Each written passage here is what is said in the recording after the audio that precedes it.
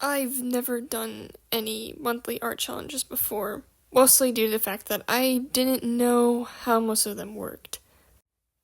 I also didn't keep track of when they started, so when I would come across one that looked cool, it was already over and I couldn't do it. So for the most part, I just ignored monthly or weekly art challenges. Until I think it was last year when I heard about tober. tober stuck out to me because A, it was simple to understand. You draw one of your original characters every day through the month of October. And B, I get to talk about my original characters.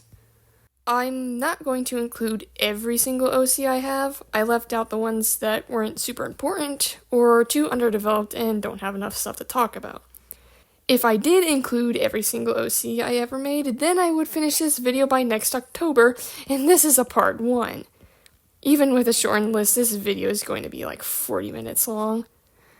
I'm going to split this video into 3 parts, each part being a different section focusing on characters that are directly related to each other, i.e. characters that are in the same story or universe. This first part will be about my characters from my story Light and Obliterate.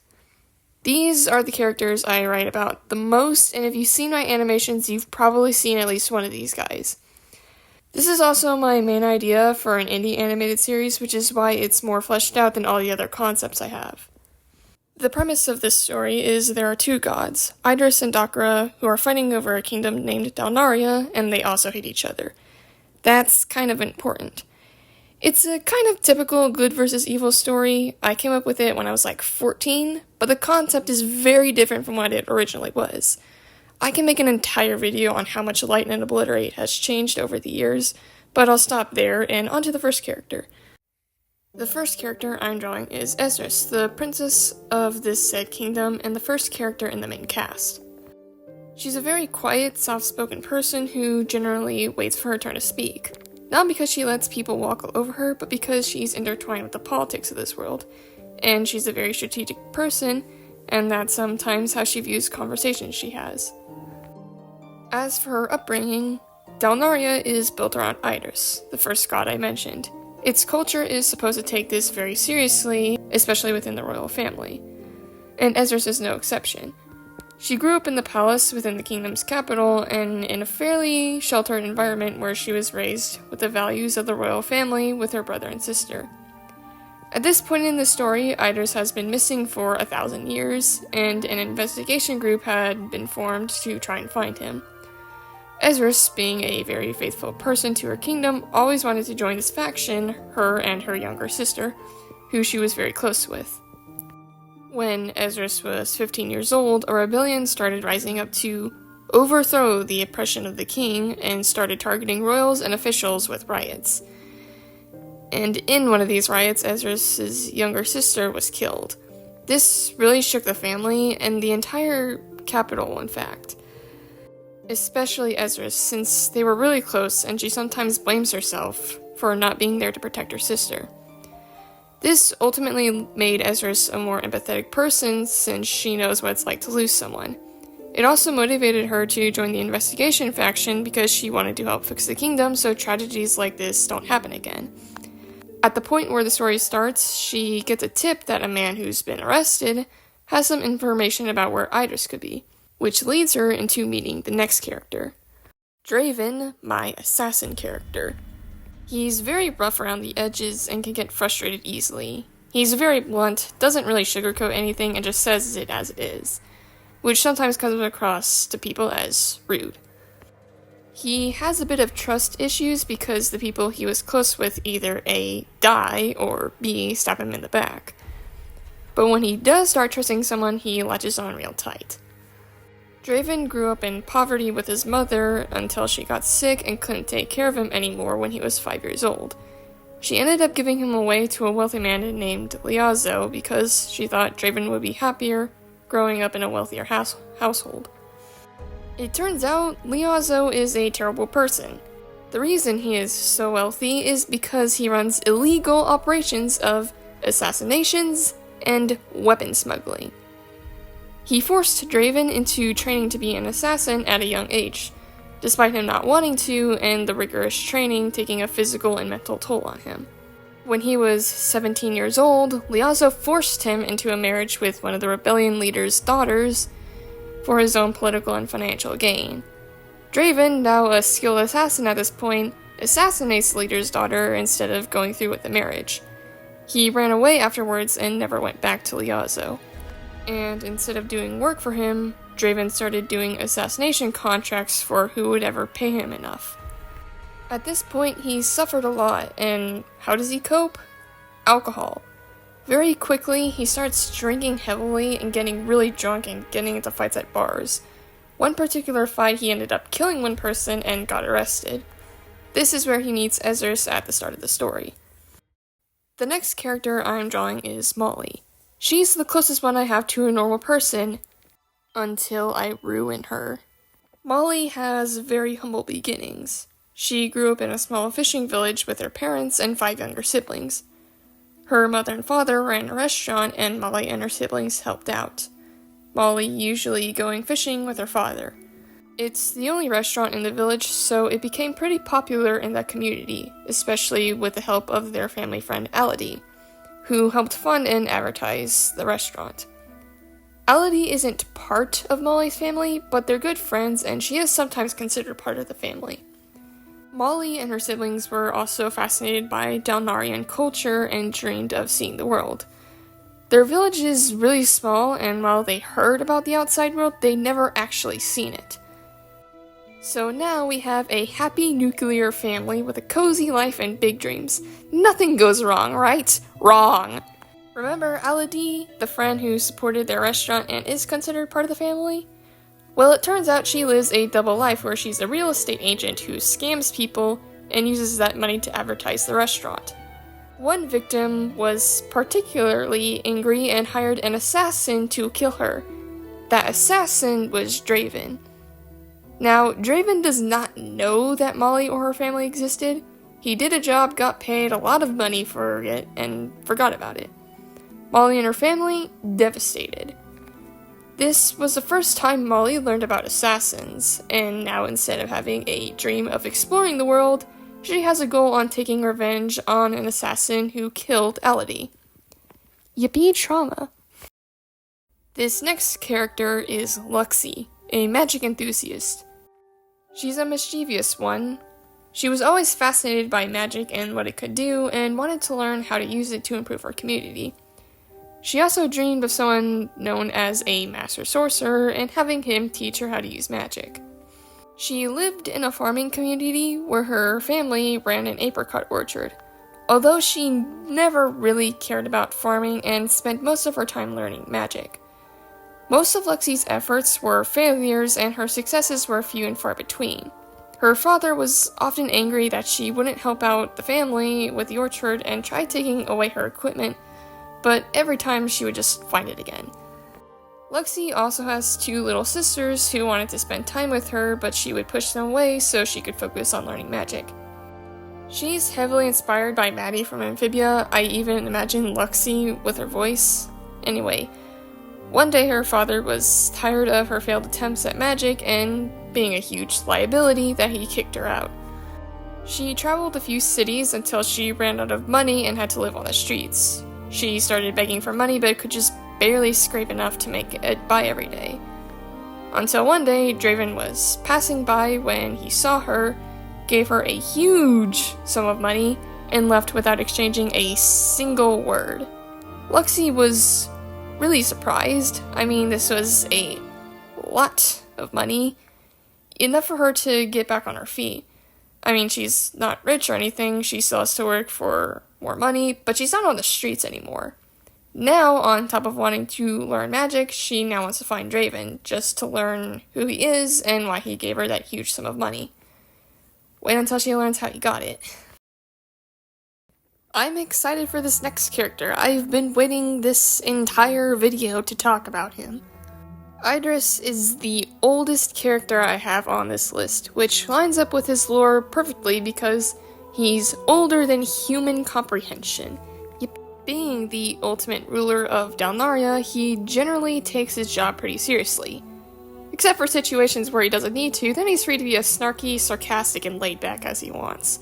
You give him an opportunity to make a sarcastic reply, he will take it every time. And I can absolutely see him quoting The Office. Despite having probably the silliest personality out of the entire cast, he has likely the worst backstory out of all of them. Yay, trauma. Well before the time of Donaria, he had a past with Dakara, the second god I mentioned in the synopsis. But we don't exactly know what it is. All we know is that it led to them having an extreme disdain for each other. However, when they meet again after the whole ordeal, it had been 1,000 years, or a few thousand years, and I just wanted to reconcile with Dakara. Dakara had no intentions of reconciling with Idris. However, he did trick him into believing that he did, so that Dakara could damage the kingdom Idris worked so hard to build behind his back. By the time Idris found out, Dakara had already caused the death of millions of people, including Idris' wife. Idris exiled Dakara, who continued to deal damage to Donaria, and later on the two would fight. Dakara ultimately won by ripping Idris' heart out. I'm not using heart in a metaphorical or rhetorical or theoretical or poetical, that's probably the wrong order. I mean the physical organ. This did not kill him, but it did strip him of his power. Because that's where it is. Back in Ezra's section, I mentioned that Idris had been missing for 1,000 years. Well, during that time, Dakara kept him locked up in a hidden chamber where he would torture him daily, both physically and mentally. And since Idris is immortal, nothing killed him, no matter how lethal, but he could feel all of it. And also, since he's immortal, Dakara didn't bother to waste any resources on him, so he went 1,000 years without any food or water. Yay! Trauma! He gets rescued, don't worry, but it takes a while. The events that would take place afterwards would be everyone trying to get Idris' heart back, and him also trying to find his daughter. Did I mention he has a daughter? This is the first villain character on the list, Aster, a snarky, talkative magic user who is often referred to as a master sorcerer, due to being very skilled in the field of magic. He also received powers from Dakara, who he serves, and it makes him stronger and lets him live forever. He spends most of his time working on experiments tasked to him by Dakara, and anything else to impress Dakara, which is impossible. At one point, Aster got so desperate he decided to try and fight Idris. Keep in mind, at this point in the story, Dakara and Idris hadn't fought yet, so Idris is at full power, you idiot. Aster gets folded like the little twig he is and barely escapes alive. After that, he constantly gets mocked for losing so badly or even thinking about facing Idris in the first place, especially by one other character who I'll get into in a bit. He obviously doesn't like this mockery, even at one point leaves the order he's in, after learning that Dakara wasn't going to do anything about it because he didn't care. This is where he would meet the rest of the cast. He's a redeemable villain, which is why I have two designs for him. His villain design and his redeemed design.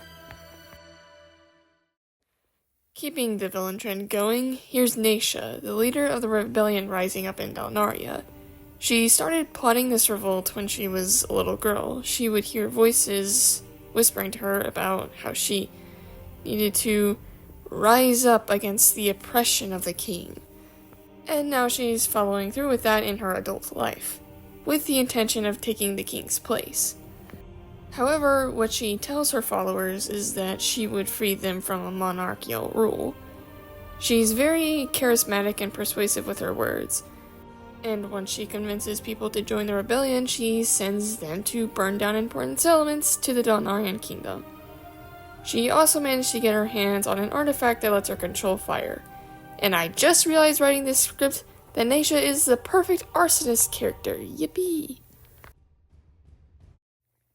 I put these next two together because they're kind of a duo, and most of the time they're seen together. Dracorai is the character I mentioned that butts heads with Aster quite a bit. He wasn't alive to see Aster's dramatic failure, but he does hear about it quite often and jumped on the mockery train. He does have some leverage over Aster. He's the acting leader of Dakara's order, appointed by Dakara himself, so he's in charge of Aster. Aster particularly hates Dracorai because he thinks Dakara favors him more, and Dracorai hates Aster because he thinks he's annoying. Now for Blitz. There really isn't much to say about him. He's sort of a background character that I put in because I thought he was kind of cool. If you couldn't tell from his design, he is based off of Blitz from Pressure, and doesn't have any speaking roles. He's also Dracoi's grandson. Up next is Zaya, a law enforcement officer and a royal guard. Since most of her shifts take place in the palace, she has gotten to know the royal family and has become friends with Ezris. At first, Zaya was loyal to Dalnaria, but then something changed. You see, Zaya is a royal guard, but her rank is fairly low, and she wishes she was higher up. Zaya knows she's kind of a shallow person, her ultimate goal being fortune and fame. Now, she knew this was not a good thing and tried her best to suppress those feelings, and for the most part it worked. Until she started hearing whispers in similar fashion to Naisha, except these ones were telling her that she could be satisfied with her dreams if she worked for an opposing force. At first, Zaya didn't listen to these whispers, but as time went on, they didn't relent and she eventually caved, and is now a spy from the inside. Hey, that's really close to a song I listen to. She works as a spy for Dakara. Speaking of him, it's finally time to talk about the main antagonist of the story, Dakara. He's usually a calm and collected character, very cunning and has a way with words. Even though he's very physically powerful, he doesn't usually resort to physical combat, instead manipulating his opponents into submission. Most of Dakara's powers revolve around the mind. For example, he can give people visions of whatever he wants them to see. These visions can be either real or fake, but the viewer has no way of knowing that. He also has some form of telepathy that he can use to speak to whoever he wants. However, he does have to know who the person is in order to use it. Those whispers Naisha and Zaya were hearing, that was Dakara speaking to them. He mostly uses his powers for psyops. That's why he convinced Naisha to start a rebellion. Why waste your time fighting your enemies when you can just make them fight each other? Over the years, he also managed to dissolve him and Idris' presence into just a fairy tale. Or for the most part, not everyone believes it's just a fairy tale, but some people do. Now when something suspicious starts happening in the kingdom, people are less likely to suspect an outside source. If you couldn't tell already, his design is heavily inspired by the Shade Lord from Hollow Knight. I remember designing him way back when and tried to make him look really different from the Shade Lord's design. But as the years went by, the redesigns came and I ended up making Dakara's design look more like the Shade Lord than I had originally intended. Though I am happy with the current design because his old one... I also gave him eyes. Most of the time his eyes are black empty voids. This generally works because you're not exactly supposed to know what he's thinking, except for times where you kind of do need to. So I gave him more expressive eyes that would appear when they need to and disappear when they don't. They're red because I said so. And that was part 1 of my OC Tober challenge. Like I said at the beginning of this video, there's gonna be 2 more parts, which should be out in about a week or 2. Also, I've mentioned this a few times before, but never in a video. I'm taking art commissions. So if you want a drawing of your OC, there's a link in the description for my artistry page. Other than that, that's all for me.